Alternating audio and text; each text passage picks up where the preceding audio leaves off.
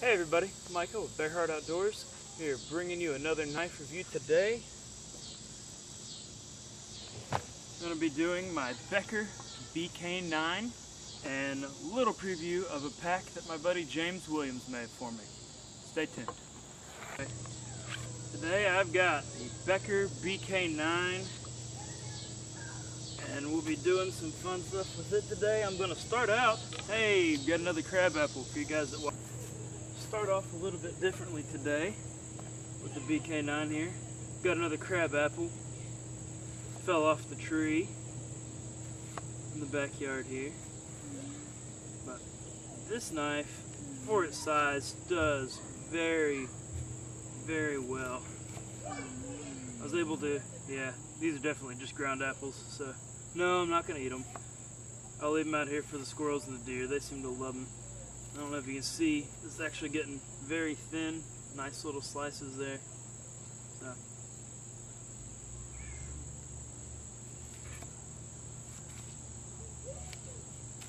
I mean, it's not a kitchen knife, but for something with a 9-inch blade, it definitely does way better than I thought it would do at food prep.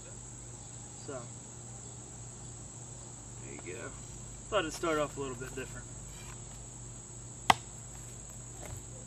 Alright, going to be doing a piece of wood today. This is a piece of cedar, really solid, that I've actually tried to split with two smaller knives. I've got a couple of different cut marks in it here. And you know, I tried to split it with some other knives I'll leave unnamed because they're good knives that just weren't quite up to the task. And I just needed a knife with a little bit more beastliness, I suppose. You can see it's just a tough and twisted piece of wood. And I didn't think the BK9 would have any problems with it. This thing is the best knife I've ever used for batoning. So you see I'm barely even tapping it now.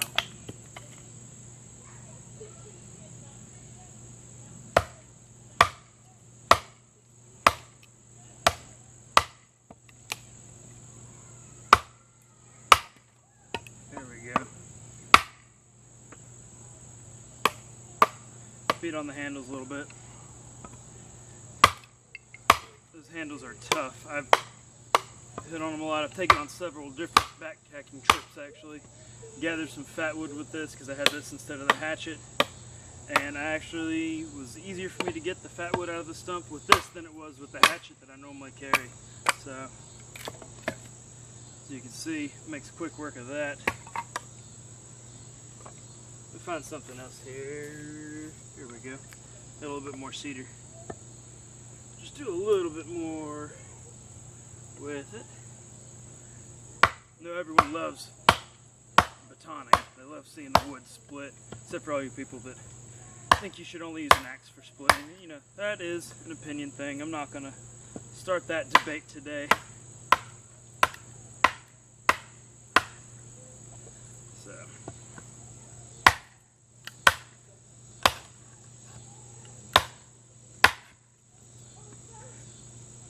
That's a tough piece of wood.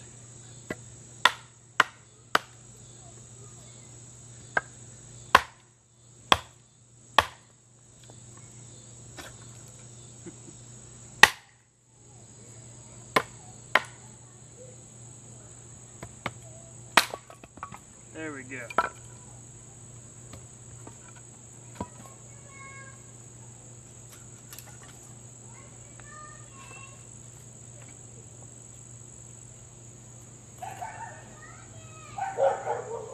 You hear the dogs going crazy in the background, I'm sorry. They like to bark at everything. Of course, you also hear my daughter. She's, yes, again, playing up on the deck. So if you hear anything coming from this direction, it would be my sweet little girl, which y'all can see in my beach fire video. I did 2 of those, and she was trying to help with the fire on one of them. So she was also featured singing Frozen in my last video of the Bush 1 knife. So Oh, I just realized I'm doing some fine work and I am all zoomed out. Let me fix that for y'all. On.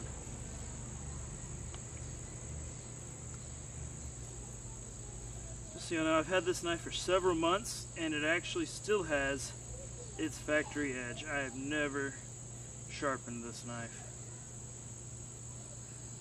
Haven't modified it, I just wanted to use it as it was.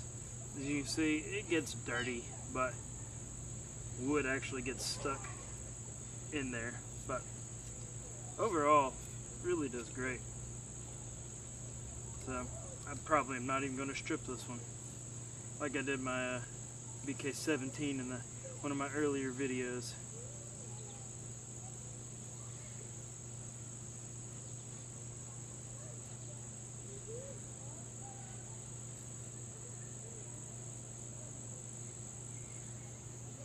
Say for a big knife, this actually does really well at finer tasks, I find. I don't have a whole lot of experience with the big knives, but I like this a lot better than my SEHF 37, except for a few things, but we won't get into that today.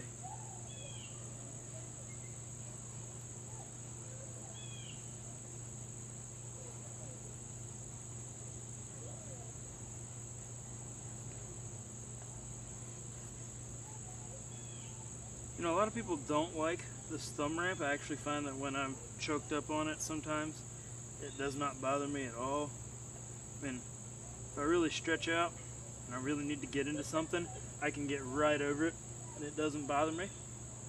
I mean, I'm a little stretched out. I wear size large gloves, but most of the time it doesn't get in my way and it doesn't bother me. So again, that's just a preference thing. Some people do, some people don't.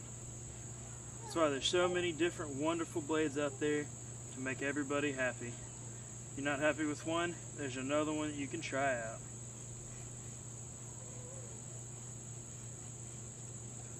Bring that up here. Whoa, we're super zoomed in.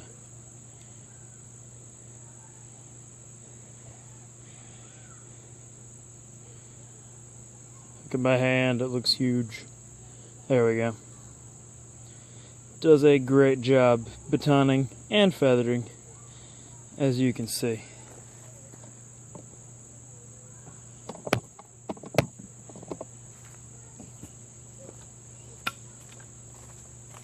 Alright, now for a little bit of fun.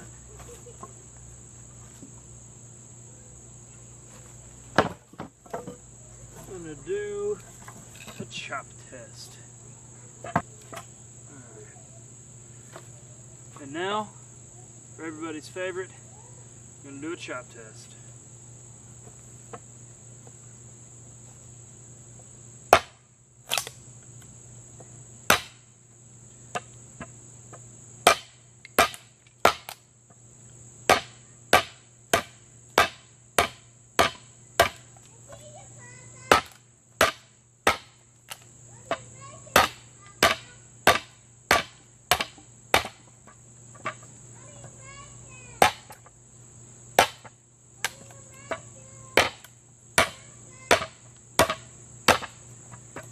I'm making little pieces of wood.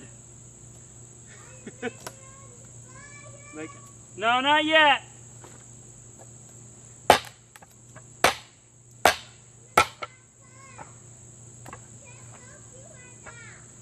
Okay.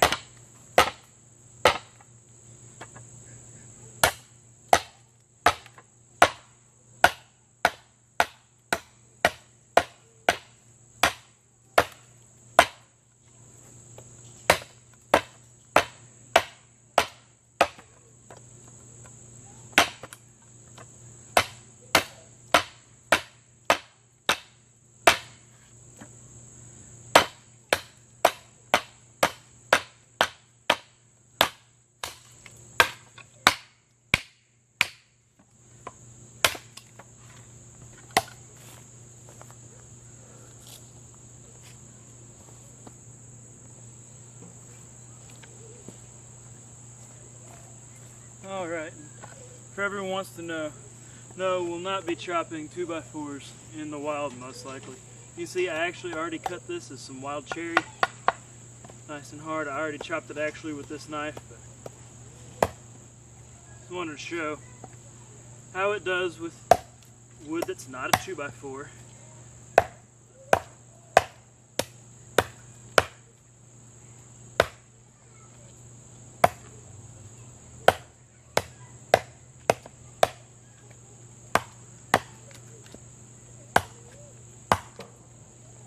Getting stuck a little bit in this, but not bad. It's definitely biting really deep.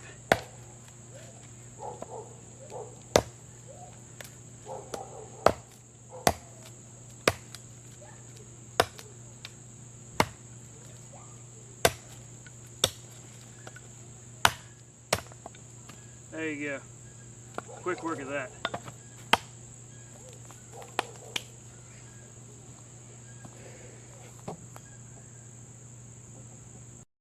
Alright, again there is some background commentary from my wonderful little daughter, so we'll just have to get through that here, no problem. I actually love hearing her play in the background when I listen to my videos. Makes me smile, but I'm sorry if it bothers anybody. So, here to look at the sheath of the BK9, and that is hard to get the whole thing in frame because this is a big knife. It has the MOLLE straps on the back, which you saw I actually had it attached to the hatchet axe sleeve on a Duluth Scout style pack.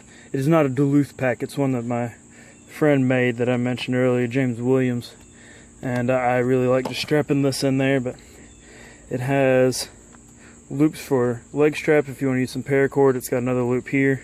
The MOLLE webbing is how I like to carry it on my pack. Obviously you could do that different ways. It has a really good sized pouch on the front of it, and it has a sleeve you can see, if I get my fingers out of the way, for the I forget which BK it is, but there's another little Becker that fits in there. It's just a nice plastic sleeve for that, and still has a good sized pouch. You can see that'll stretch out really well there. I don't really use it for anything personally, but good retention strap, and that is adjustable. It's got Velcro. What I like about that is when it's down, it stays out of the way, so you're not cutting it into it when you're sheathing and unsheathing the knife. So, good sheath. It's got Velcro up here and a snap, which is really good for retention, and that's for the belt loop, so you can take it on and off. And the sheath is made in China, but knife's made in the USA. So, enough about that. I'm going to come in, and hey, guess what? I'm going to try and do some fine stuff. I'm going to make another tent peg. I know you guys like tent pegs.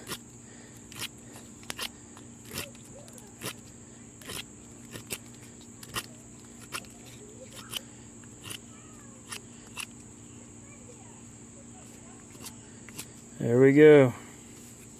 And this is a little bit of a thin stick, but let's see if I can get a notch in here without. And this thing actually came really sharp from the factory. So I'm still using the factory edge, to tell you the truth. You can see I'm starting to get a little bit of wear off of the coating there, but I have never sharpened this knife. See, I wasn't sure about this little stick, and it did just fine with it. I hadn't used it to actually do anything this small yet, so I'm even more impressed. There you go.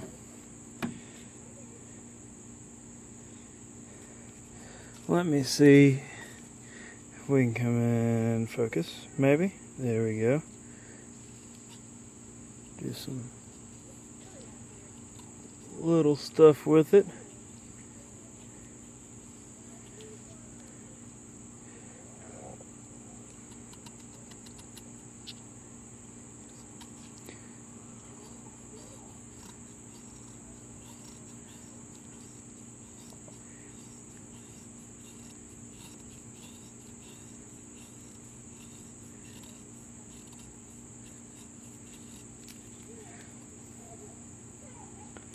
There you go. I like the handles. As now I wear size large gloves. I like that you can kind of choke up on it there. You can come all the way up. You can choke up on the blade too if you really needed to do something finer with it. I've done a few cutting tasks when I was playing around doing some food prep before with it.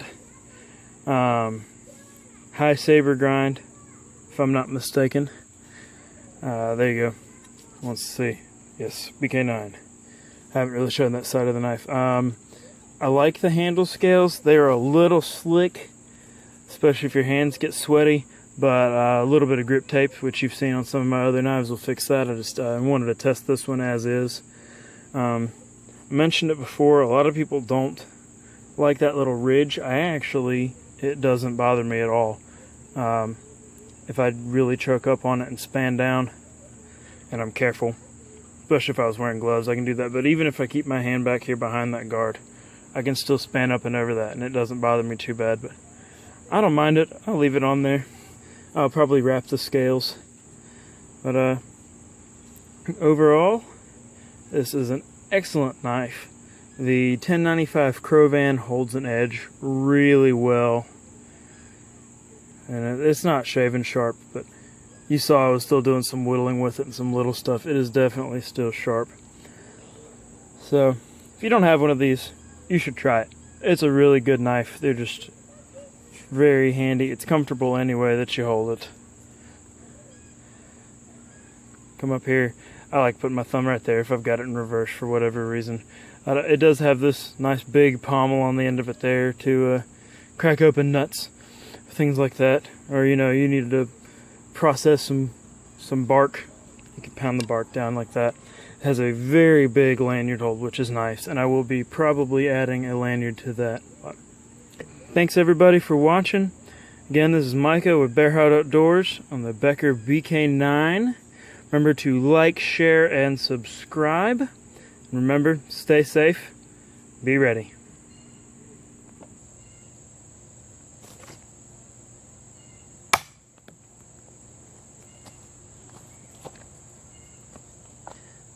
That's how you get to a walnut.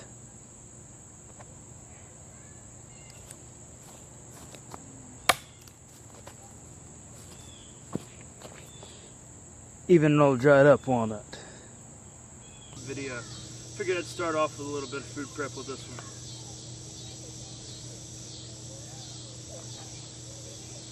For the size of this knife, it actually does food prep surprisingly well. Dang, I did that all the way out, didn't I?